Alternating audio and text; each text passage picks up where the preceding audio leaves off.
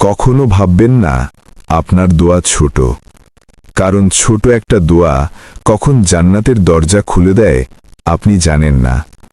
এক ধনী মানুষ একদিন পথে এক গরিবকে দেখল।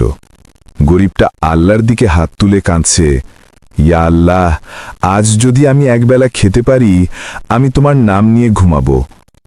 ধনী মানুষ তার কাছে গিয়ে খাবার দিল। গরিবটা চোখে পানি নিয়ে বলল, আল্লাহ তোমার রিজিক বাড়িয়ে দিক, তোমার সন্তানকে নেক বানাক। ধনী লোকটা হেসে চলে গেল। বছর কয়েক পরে সে অসুস্থ হয়ে পড়ে। চিকিৎসায় কাজ হচ্ছিল না। এক রাতে সে স্বপ্নে দেখে এক বৃদ্ধ ফেরেশতা বলছে, তুমি কি জানো তুমি আজও বেঁচে আছো সেই গরিবের দোয়ার বরকতে?